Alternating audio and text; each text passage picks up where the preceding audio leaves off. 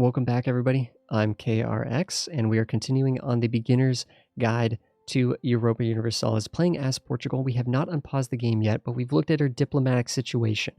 We have our diplomats moving and grooving. We've looked at our internal economy. We've strengthened it quite a bit, although somewhat temporarily, right? Because if we do actually start paying for our troops, we're still making money, but it's a reduced amount of money than what we were when we're not paying for our troops, right? We're building up our army. That's going to actually put an additional strain on the economy. So we'll see how our economy balances out now that we're expanding the Navy and the army, right? We're building troops in these provinces. So provinces are areas that we can raise troops from and build ships from. So coastal provinces can build ships. Of course, non-coastal provinces cannot. That makes sense. We've gone through a lot of these tabs here. We've talked a little bit just very vaguely about sort of that we're working up towards these different technologies. But we've sort of halted ourselves at this mission tree. We know that we want to eventually conquer Tangiers. We know that we're trying to build up our force limits. We know that we're going to eventually want to explore the western side of Africa. These are all things that are in the cards and in our future as Portugal, colonial and trade empire. We can keep going through here. We can see some different decisions here. All of these are grayed out right now, but these are things we could be trying to work for. In the future. These are kind of like missions, but they're not as impactful and they're not as guiding. Some of these are very specific. If any of these become available, there will be a notification to tell us so we don't have to be looking at this right now. We will be notified of that in the future when they become relevant. This is our stability screen. We actually found our way here before because we clicked on this orange banner, right, that was telling us about this Moroccan separatist. But right now we have no war exhaustion. We're not at war. That makes sense. Our stability is 0. We might actually want to boost stability up.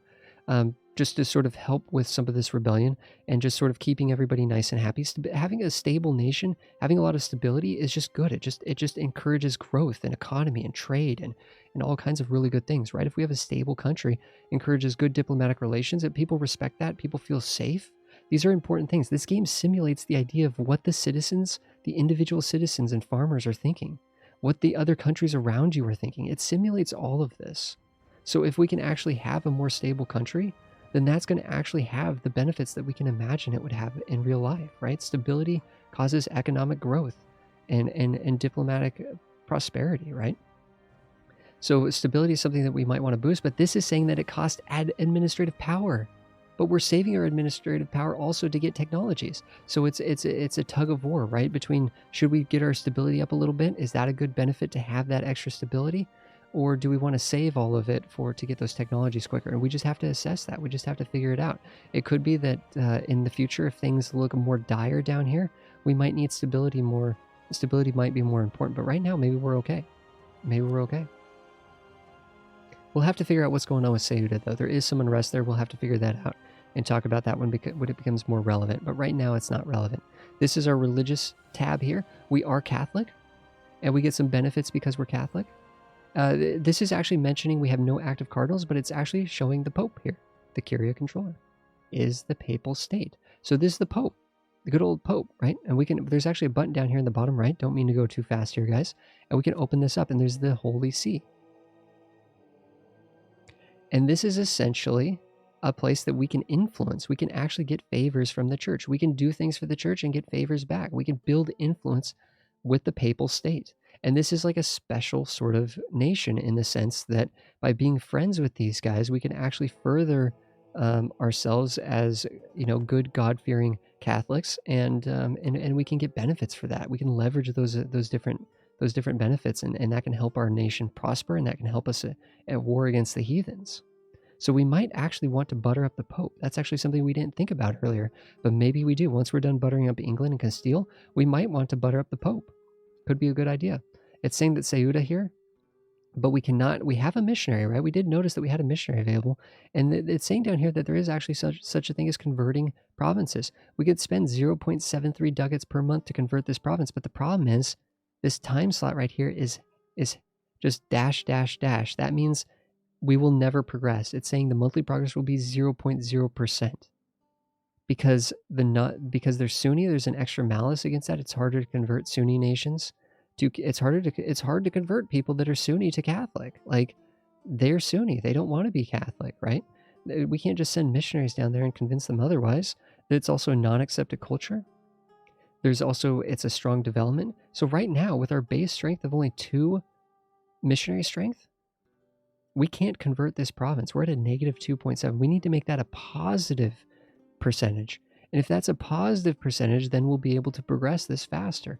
So we could think about ways in the future that we could progress this. We might be able to get an advisor that helps us, particularly in missionary endeavors. We haven't done that. We haven't found one. This is a prestige guy, a production guy, an inflation guy. We don't have a missionary guy, but there are missionary guys that will help us there. We might be able to become, I think, the defender of the faith. No, that just gives us a missionary. That doesn't give us any missionary strength. The other thing to consider is, I will quickly mention that stability, actually. The more stable your country, the stronger your missionary strength. We get missionary strength for having higher stability, 0.5%. So if we had, and stability is a metric that goes from -3 to +3. So if we had +3 stability, we'd have 1.5% extra on this value, but we'd still be negative. We'd still be negative. We might have to actually embrace the Moroccan culture in order to actually convert this land. There's other things that we might be able to do as well, but we'll just have to wait and see. There might be events and things like that. There might be technologies or different ideas and philosophies that will help us. Like there is actually one specifically for religious ideas. So naturally, this is one that will let us convert provinces that are more stubborn. But that's way in the future. That's way in the future. So unfortunately, these guys are Sunni and it's not changing. But in the future, we can think that it is possible to change the religion of a province. It just requires creating a nation and customizing a nation to have the power to do so, right? Creating the right environment and ecosystem where we'll be able to actually convert the people of one land to the religion of another. There's a military tab here. Oh, we actually have some generals already. We have an explorer who can lead our navies and also go off on exploration missions. Although we can't explore into the Terra Incognita, into the New World, quite yet. Although we can go down and explore down here. We can't go west until we have a special technology that lets us go west, but we can go south. We can explore Africa. So that might be actually something that we want to do with our light ships, right? We were talking about our light ships. One of the things they could do is protect trade, but maybe we actually want to give them the Explorer and send them down a nice fast fleet. And it's saying, actually there's a notification saying they're ready to go. They're ready to rock and roll. And you know, let's actually give a command to come down and explore the west coast of Africa. We have a mission to do that, so let's do that. Let's do that. So we also have a land general as well. So these gloves is sort of a land general. The telescope here is an explorer. So we can actually assign our land general to our army. And this is a 3-3-3, like leaders that are also, it's like a die roll, right? So it's 3 pips of fire, 3 pips of shock, and 3 pips of maneuver. This is a very strong general at the start of the game. Very strong general. Probably a 2-star general if we assign them. Yep, it's a 2-star general out of 3 stars. Very, very good. Very, very good. So we're going to actually let him sort of sit on the sidelines for now, because if he's out in the field, he might actually have a higher chance of dying. So we're just going to kind of hang out with him and leave him in our back pocket. But if war breaks out, we can attach him to the army. That's how you do that, right? You can select him, or sorry, you go to the army and you say no leader, you click on that, and then you can select from the available leaders that you have. Looks like we could actually recruit additional generals as well. So we could spend military, oh, look at that. You could spend military power, which is used to get military technologies, but we also have to sacrifice a little bit of that to raise more generals. So if we ever have armies that don't have generals, it might be incredibly useful to give them generals, because it gives them these powerful stats, these combat stats.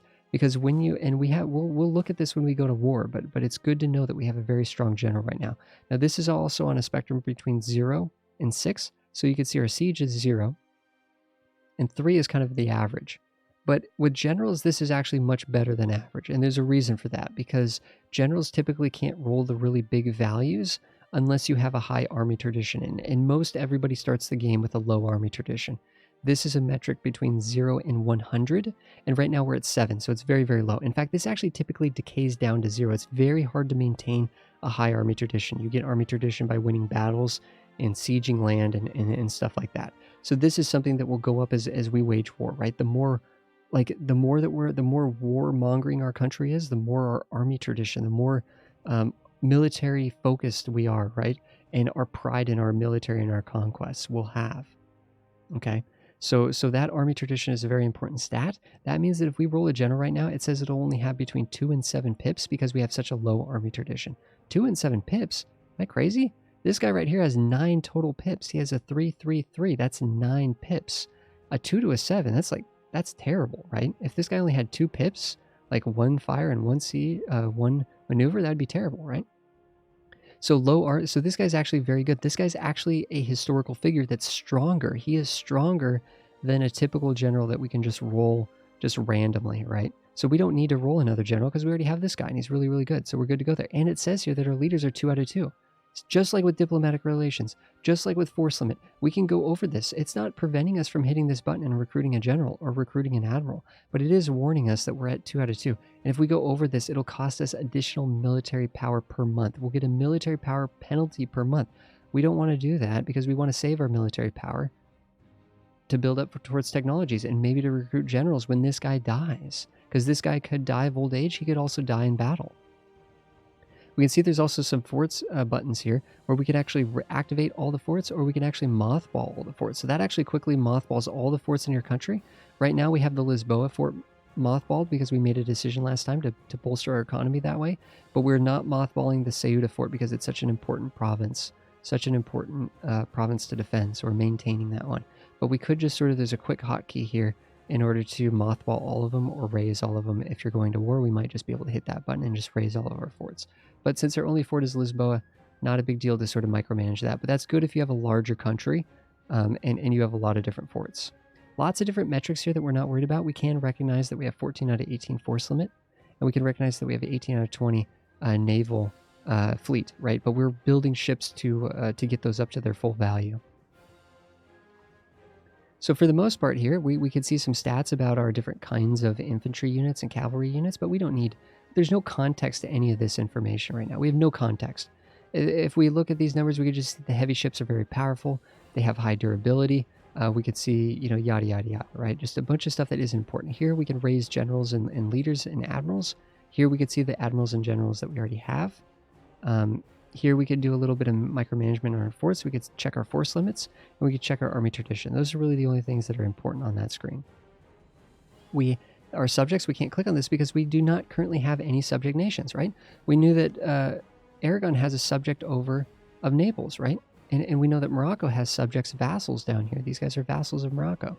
But we do not start the game with any subjects. We might get some subjects through personal unions, through diplomatic relations and marriages and things like that, or we might actually be able to take subjects in war. We might be able to actually forcefully vassalize countries at war.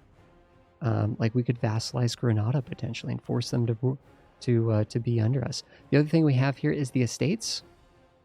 So the estates are like internal political factions, internal factions that jive for power of our country. In fact, we could see here that the nobility has a high influence right here at the start of the game. There is an estate map mode. Guys, by the way, I forgot to mention this, but the map modes down here are very customizable. You can right-click to add your own map modes here. This is how I have it customized.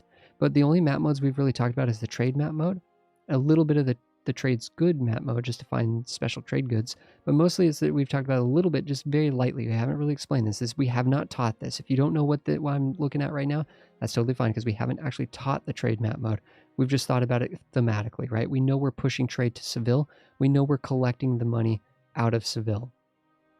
But we've clicked on the political map mode. This is the one that you're going to spend 90% of the time staring at. And this is a game about staring at a map, guys. I'm sorry to mention this an hour and 20 minutes into the tutorial, but this is a game where we're just staring at the map. It never changes its perspective. This is the game. We just haven't unpaused yet. When we unpause, things will start moving and grooving. We've shown the religious map mode and the diplomatic map mode. There is an estate map mode, and this is very useful because this can see how our nation is broken up into these different estate blocks. So we could see different areas that are controlled by the nobility, different areas that are controlled by the clergy, and an area that's controlled by the burghers. Basically, the burghers are like the merchant guild. Clergy is the clergy, and the nobility is, well, the nobility. Nobility is very military focused, clergy is very taxation focused, and the burghers are very trade and production focused.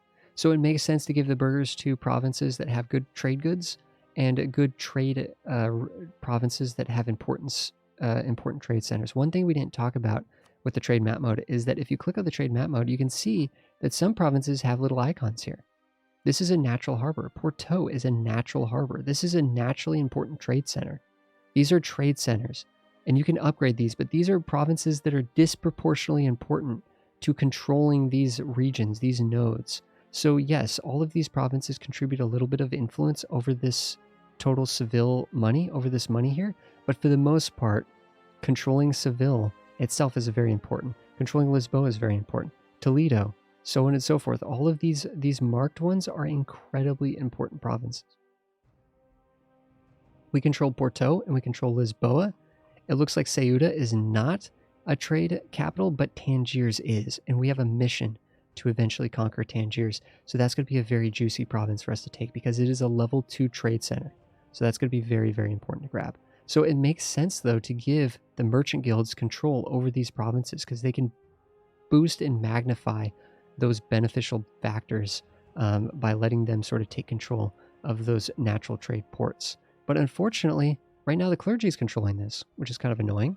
And the merchants are controlling this, which, quite honestly, this is not an important trade center. So why are they doing that? I don't know. Basically, our country is chopped up into these different chunks, right? If these guys get to 100% influence, they actually try to take over the country.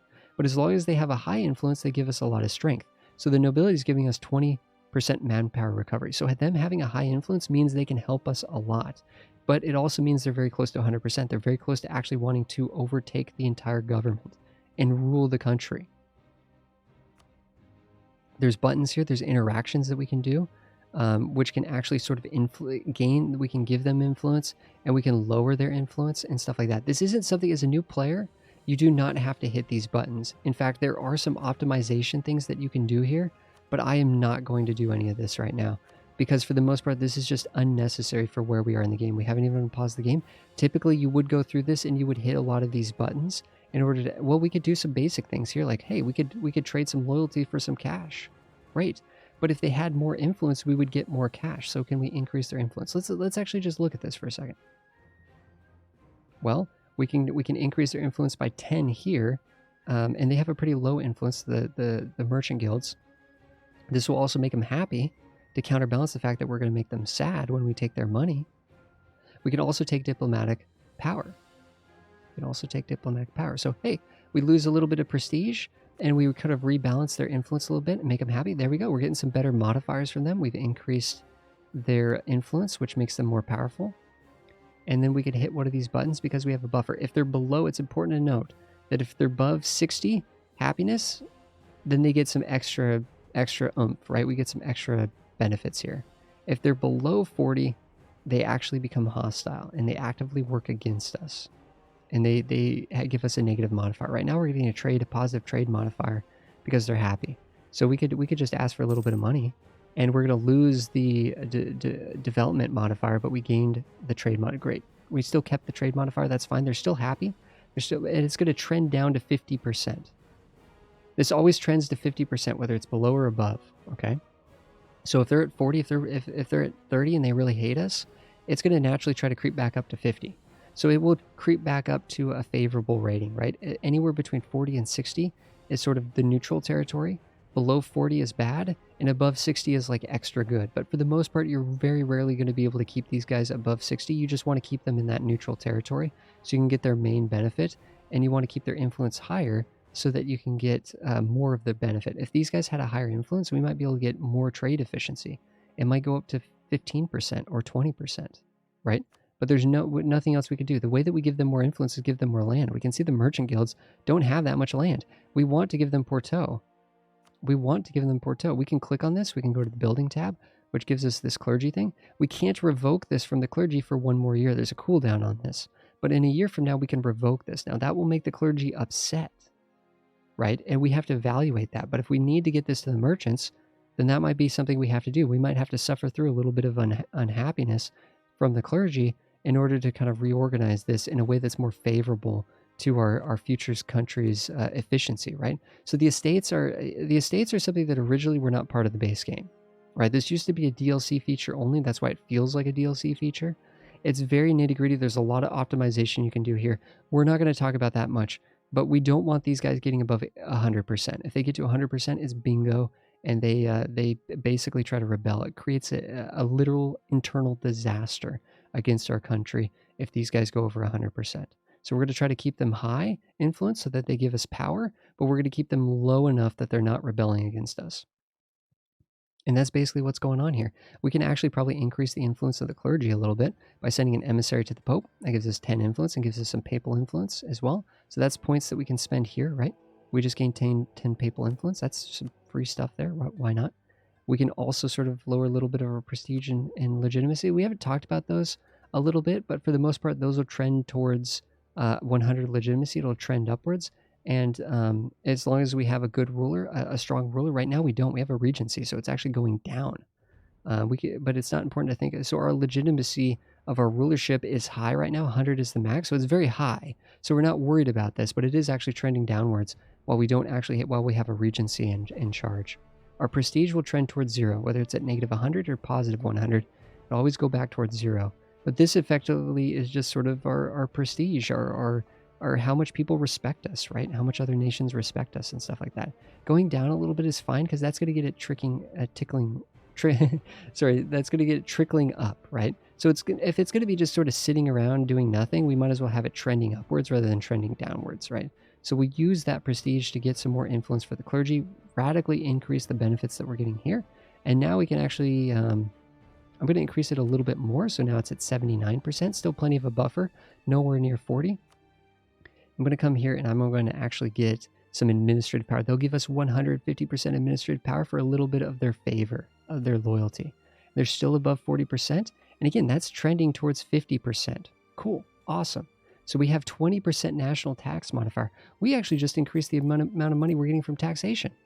We just straight up increased the amount of money we're getting from taxation now because we've increased their influence. And we've also gained a bunch of administrative power that we could, wait a second, didn't we need administrative power to get more stability?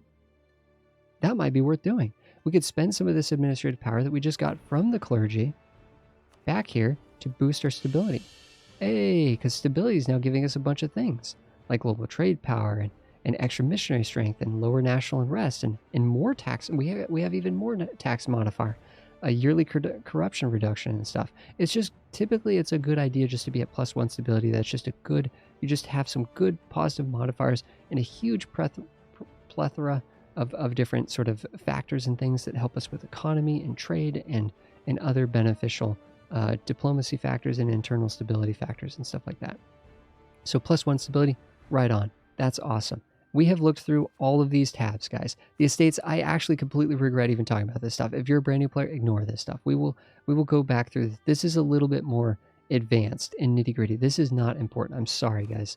I might actually re-record this episode because I'm so disappointed with the amount of time that we spent on this. We haven't even scratched the surface on the level of efficiency that you can eke out of these things. It's insane.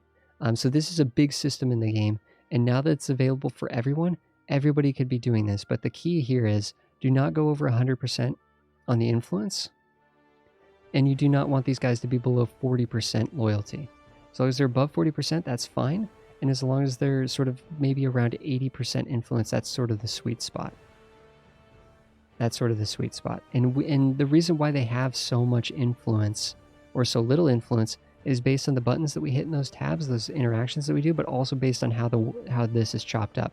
The nobility has a lot of influence just because they physically are in charge of a lot of our provinces. And we want to actually probably revoke some of this stuff from them in the near future. All right, guys. I think we're ready to unpause the game. We've decided not to hire any advisors because they're very expensive. We have truces that will expire with Granada. We know that. Disputed successions. This is something related to personal unions, right? If we get certain diplomatic if we get royal marriages with different nations, it could be that we could actually sort of seize the throne of different nations through diplomatic marriage. That's what this is warning us about. But that's an advanced topic, and we don't need to concern ourselves with that as Portugal. We're focused more on conquest against North Africa and pushing Granada out of Iberia, and also looking to the New World and looking to Africa for future colonization and expansion and trade and bolstering our trade. So for the most part, guys, we are ready to unpause the game. 3 episodes in, we are ready to unpause the game. We've gone through all of our internal situation. We've spent a good amount of time thematically looking at our environment, our diplomatic environment, but also more importantly, thinking about our goals, looking at our missions, seeing about what we want to do, what we want to achieve, and where we want to go. And because of that, we're building up our army, we're building up our navy so that we'll be best fitted and more prepared for future war, and sort of solidifying our alliances in order to do that. We are ready to unpause the game, guys. Thank you so much, everybody, for watching this episode. I will see you guys in the next one. Guys, please ask questions in the comments. I'll read all the comments and answer all the questions. And thank you, everybody, for watching. This has been Portugal with no DLC, beginner's guide for Europa Universalis 4. And we're just going through things thematically, right? We're going step by step, question, answer, question, answer. We're things are tying together, right? We're finding different tabs and we're finding different values and currencies and stuff based on reading about other currencies, right? We're cross-referencing stuff. Everything is so interconnected that we had to kind of go through this the way that we went through this. Otherwise, it would have kind of made no sense. But hopefully everything we're building up a foundation that we can then build upon. In the next one, we will unpause the game and sort of feel how the game feels with the game running and work towards a war against Granada and war against Morocco and just sort of preparing for the future of Portugal's kingdom. Thank you, everybody, for watching. I will see you guys in the next one.